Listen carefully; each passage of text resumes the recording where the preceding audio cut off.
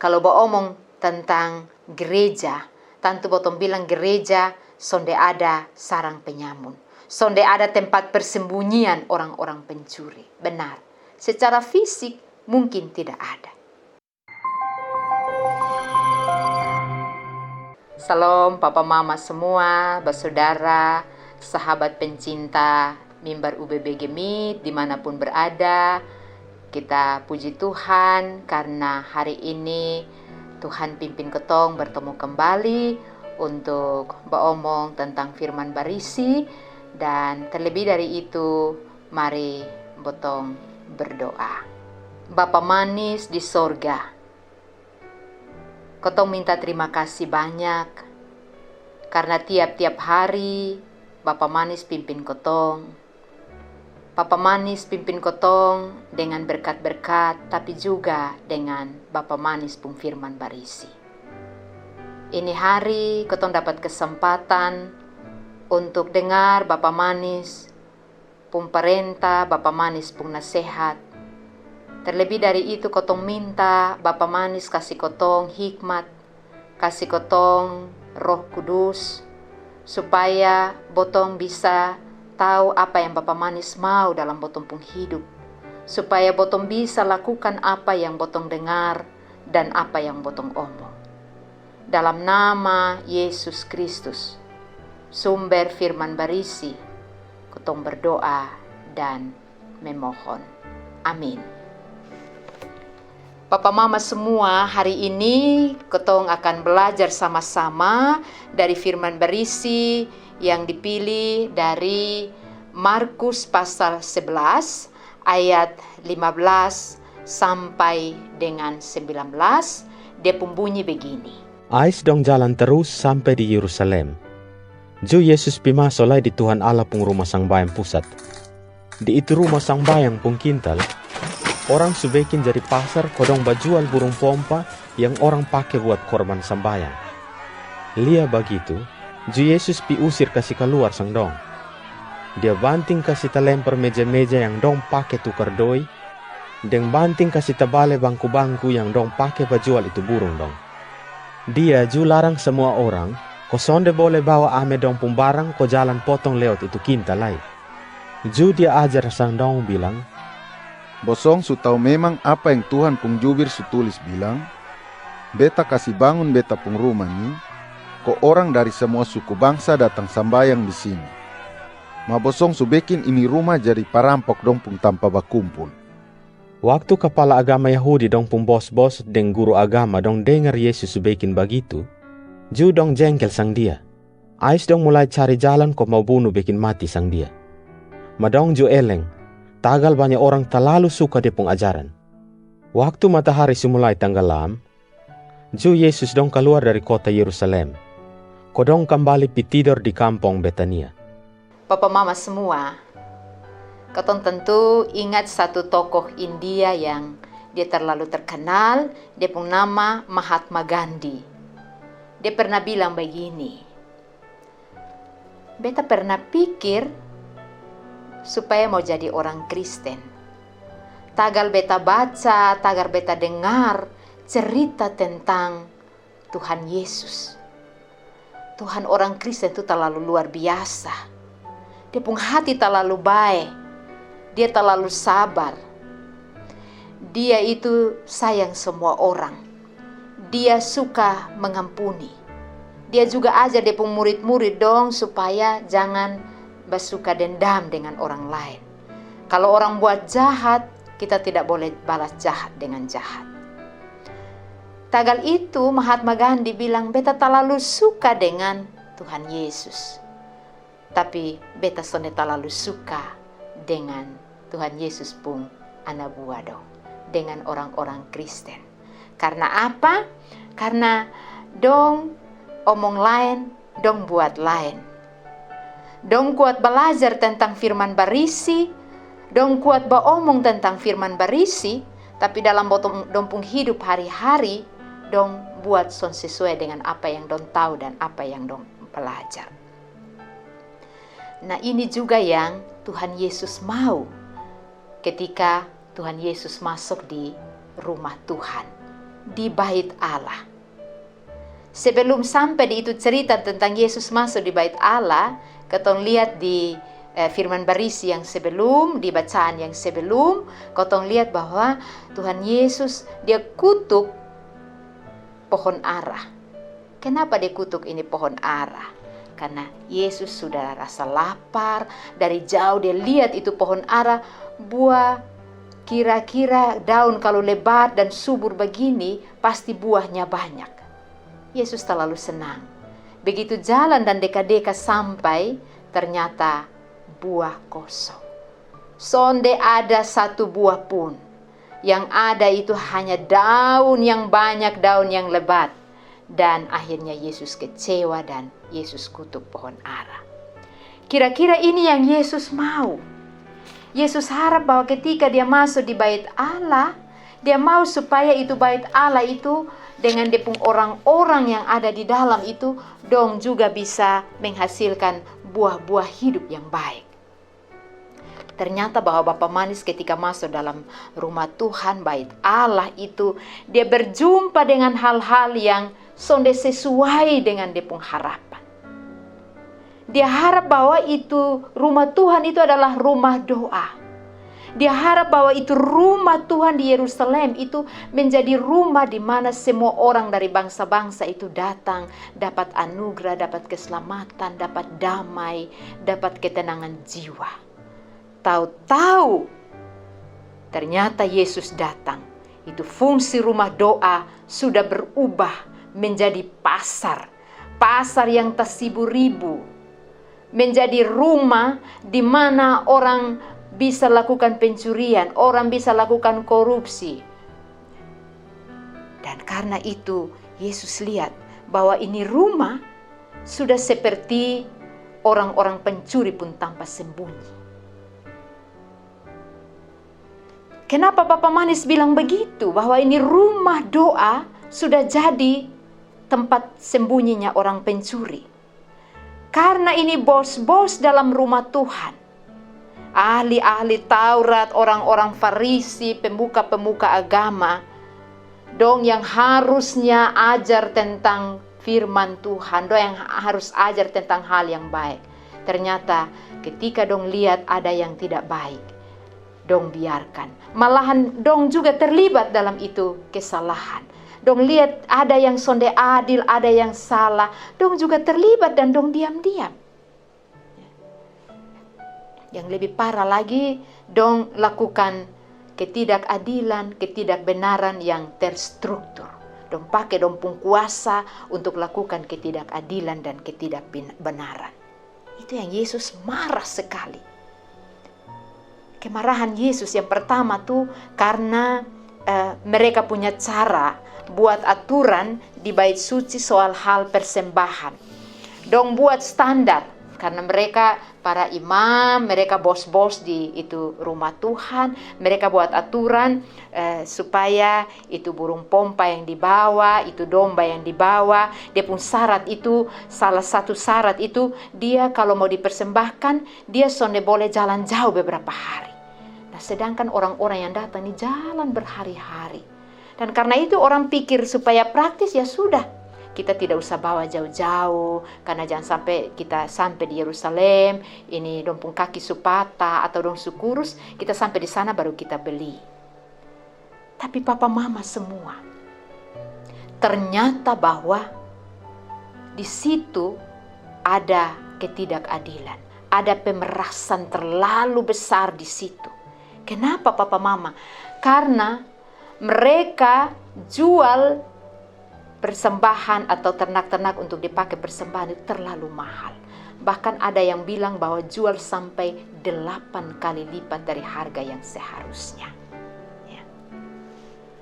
Selain depung harga, tetapi juga soal persembahan. Karena orang datang dari berbagai-bagai tempat, tentu datang mereka bawa mata uang persembahan itu beda-beda. Ada yang mungkin Romawi ataupun juga dari tempat-tempat yang lain. Mereka minta untuk tukar dengan mata uang Yahudi. Nah, saat tukar itu juga, dia pun nilai tukar itu, taruh betul-betul, terlalu mahal. Ya. Kemudian penjual-penjual di situ juga mereka minta pajak, itu mahal sekali. Dan papa mama semua kita bayangkan, hiruk pikuk yang terjadi di bait Allah membuat sehingga itu bait Allah itu susun jadi tempat doa leh. Tapi itu sudah menjadi pasar, itu sudah menjadi tempat ketidakadilan, sudah menjadi tempat yang sangat hiruk pikuk. Ya. Papa Bos di rumah Tuhan dong pakai ini kesempatan. Mereka pakai nama Tuhan, mereka pakai rumah Tuhan untuk mencari keuntungan buat dong pun diri. Bos-bos di rumah Tuhan pun rasa takut kepada Papa Manis semulai kurang. Karena orang sudah sibuk dengan soal mau berjual, soal mau lihat ini orang-orang banyak yang datang. Dan kemudian mereka harus tagih pajak dan lain sebagainya. Akhirnya orang-orang yang datang sudah jauh, datang mereka mau kasih persembahan, mereka memberi, mungkin juga dengan kesusahan, datang dengan berbeban berat. Mereka datang tidak mendapatkan kedamaian hati. Dan ini yang Yesus protes, ini yang Yesus marah. Waktu Yesus lihat keadaan begini, dia marah dan karena itu dia melakukan sebuah sikap yang terlalu keras dan berani. Kita lihat dalam ini firman Tuhan bahwa para bos-bos di rumah Tuhan sonde bisa togor. Ketika kejahatan, ketika itu rumah Tuhan sudah jadi seperti tempat persembunyian pencuri, para bos-bos di rumah Tuhan, orang-orang di rumah Tuhan, para imam sonde bisa omong apa-apa. Karena apa? Karena dong terlibat. Nah, papa mama ini ketemu masalah. Kalau ada satu masalah, ada satu persoalan, dan kotong terlibat dalam itu persoalan, pasti kotong bisa omong apa-apa. Kotong ingat, selalu kotong di timur, kotong selalu mau omong apa-apa, kotong bilang begini, kalau bisa na papa atau mama yang omong, beta bisa omong, karena ini menyangkut beta pun diri. Ini beta mau omong, ini bibir atas, bibir bawah, jadi kalau bisa na papa yang omong. Ini kalimat mau bilang kepada kita bahwa kalau sesuatu itu sudah bersentuhan, kalau botong sudah berkontaminasi dengan satu masalah, kotong pun suara kenabian, botong pun suara kebenaran, sonde akan bisa kotong ungkapkan. Ini juga yang terjadi di bait Allah. Ini persoalan. Bos-bos di rumah Tuhan itu sudah jadikan rumah doa, sudah berubah fungsi. Bukan lagi menjadi tempat berjumpa dengan Tuhan. Bukan lagi menjadi tempat untuk berdoa dengan kusuk di hadapan Tuhan. Bukan lagi menjadi tempat di mana bangsa-bangsa berbondong-bondong datang dan pulang bawa damai. Tapi sudah menjadi rumah kejahatan. Menjadi rumah kenajisan. Dan karena itu, para pemuka agama, para bos-bos di rumah Tuhan, kalau mereka juga adalah salah satu pemain, maka mereka tidak mungkin melakukan yang disebut kebenaran dan keadilan.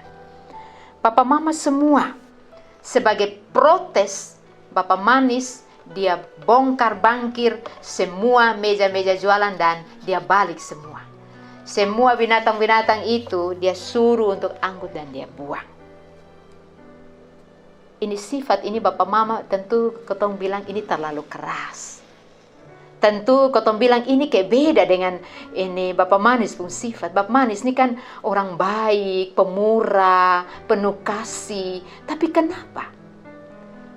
Nah dalam peristiwa ini Papa Mama, memang Yesus berbuat sesuatu yang terasa terlalu tegas dan keras.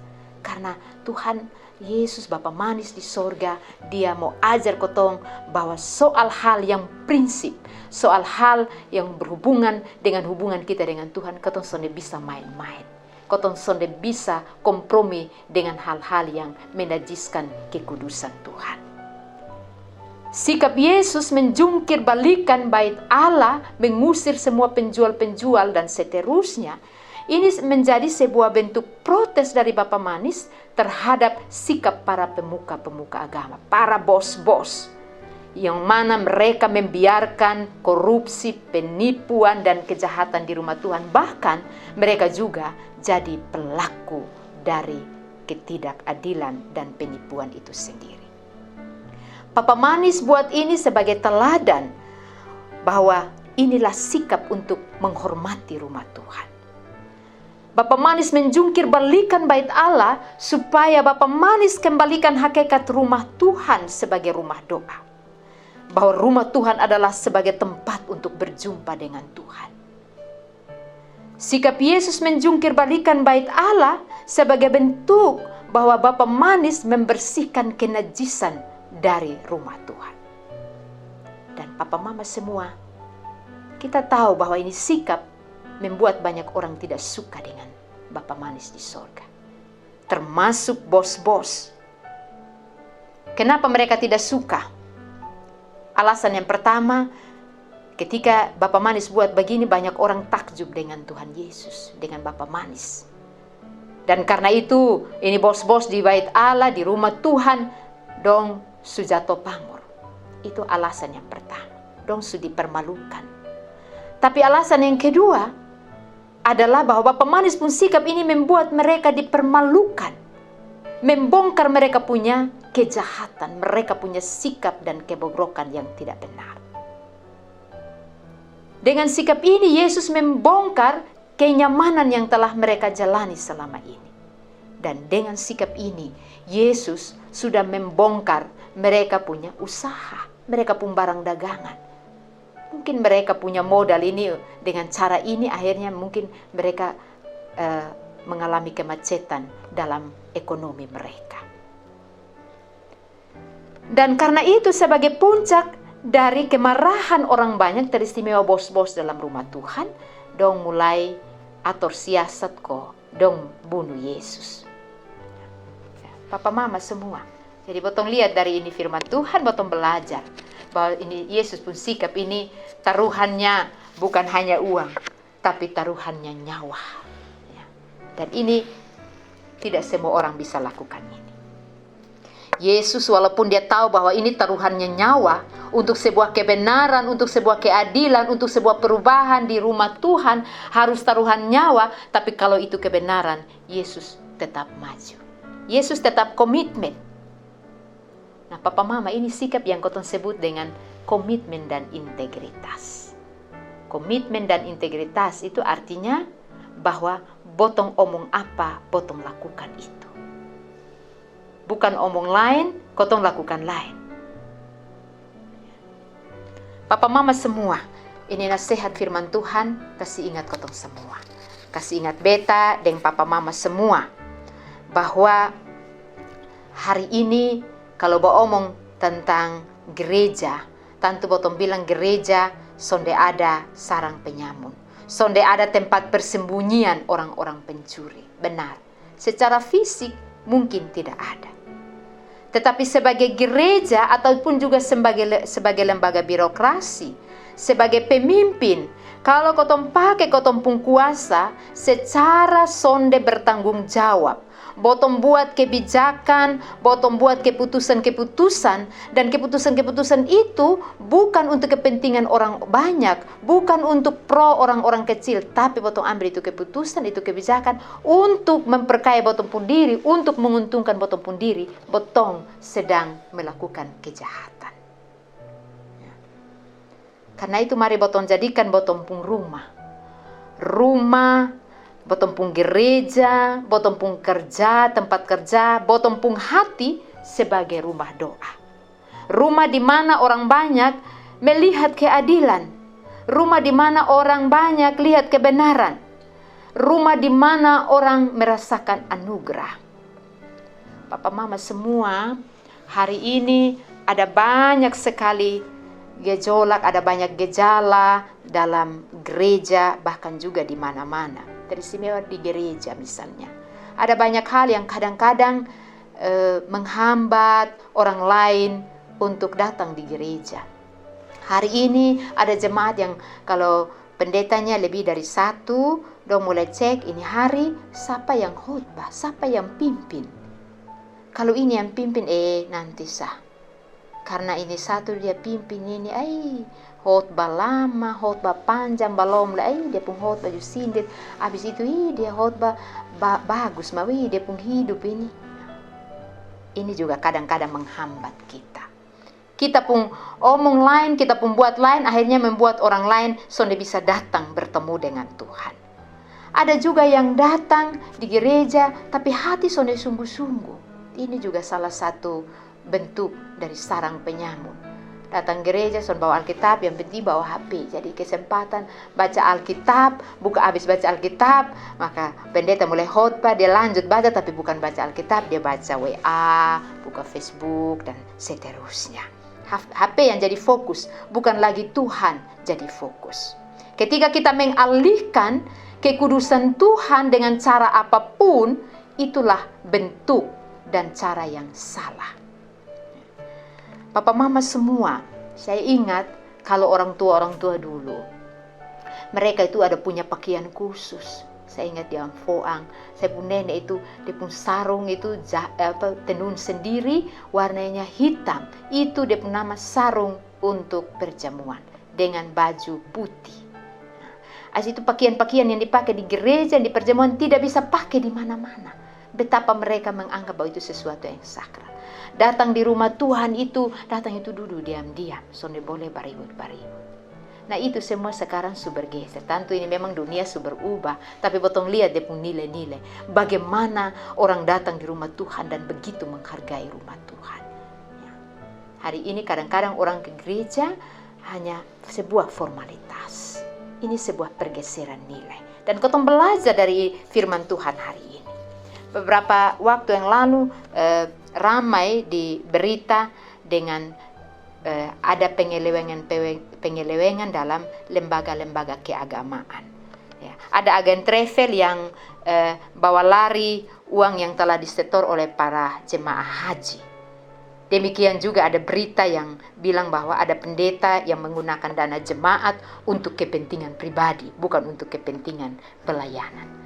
Ada juga pastor atau uskup yang bergaya hidup terlalu mewah sehingga dia diberhentikan. Papa mama semua itu berita yang viral. Ya. Ternyata bahwa lembaga-lembaga gereja hari ini juga sonde bebas dari yang namanya penyimpangan. Dan karena itu ketong mesti berhati-hati. Hari ini firman Tuhan kasih ingat ketong semua. Kasih ingat ketong semua bahwa ada banyak sikap hati yang tidak mencerminkan hidup kita sebagai orang percaya. Sama kayak tadi Mahatma Gandhi. Dia kepingin mau jadi orang Kristen, tapi karena lihat orang Kristen pun sikap sonde sama dengan Yesus, dia batal untuk jadi Kristen. Jangan sampai ketong jadi batu sandungan. Ketong pun sikap hidup menjadi batu sandungan untuk orang lain datang berjumpa dengan Tuhan. Ya. Karena itu, mari kita belajar dari ini firman Tuhan. Ketika dalam hidup kita, dalam hidup bergereja, dalam hidup keluarga, dalam hidup pribadi kita, kalau ada hal-hal yang menjadi akar kesalahan, menjadi akar kejahatan, sehingga menghambat orang lain tidak mendapat anugerah, sikap-sikap yang tidak peka dengan orang lain, maka marilah kita bertobat. Sebelum Tuhan datang dan menjungkir balikan sikap hati kita, marilah kita rubah pola hidup kita. Mari kita perbaiki sikap hidup kita terlebih dahulu. Ya. Supaya apa Papa Mama? Supaya kita terlihat saleh dan kusuk dalam gereja, saleh dan kusuk dalam ruang-ruang doa kita, tapi juga saleh dan kusuk dalam ruang-ruang kehidupan kita. Jadi kita kusuk di gereja, tapi juga dalam hidup tiap-tiap hari, di tempat kerja, di pasar, di toko, di kantor, di sekolah, di mana saja orang lihat bahwa memang ini orang ini dia pun hidup betul. Ya. Kadang-kadang ada yang kita sebagai pendeta juga merasa malu kalau kadang-kadang, wih ini satu pendeta mah, dia pun sifat ini. Ada yang kadang-kadang dong lihat ini kita punya cara omong atau ketemu pun cara berpakaian. Nah, ini dia pendeta. Nah, ini sikap-sikap yang menunjukkan bahwa mereka terkejut. Orang lain melihat bahwa dalam diri kita sebenarnya kita harus memancarkan kebaikan dan kemuliaan Kristus. Tuhan menolong dan memberkati kita. Amin. Papa Mama semua, mari kita berdoa. Kami minta terima kasih banyak-banyak Bapa Manis. Ini hari Bapa Manis kasih ingat kotong, supaya botong jaga botong pung hati. Ketika ada di rumah Tuhan, ketika ada di botong pung rumah, ketika ada di tempat kerja dan di mana saja. Botong jaga hidup, supaya apa yang botong omong, apa yang botong tahu, itu juga yang botong lakukan. Tolong kotong supaya botong tetap punya komitmen dan integritas. Kadang-kadang botong berhadapan dengan tantangan, botong takut dan botong lupa dengan apa yang botong tahu dan apa yang sudah botong ajar. Tuhan Yesus ajar kotong ini hari. Tuhan Yesus protes terhadap sikap-sikap yang tidak adil, yang tidak benar, yang tahu kebenaran tapi tidak lakukan. Dan karena itu botong minta Tuhan baharui botong pung hati. Kasih botong hati yang baru, hati yang mau untuk lakukan apa yang botong tahu, apa yang botong dengar dalam botong pung hidup hari-hari. Dalam nama Tuhan Yesus, botong doa dan minta terima kasih. Amin.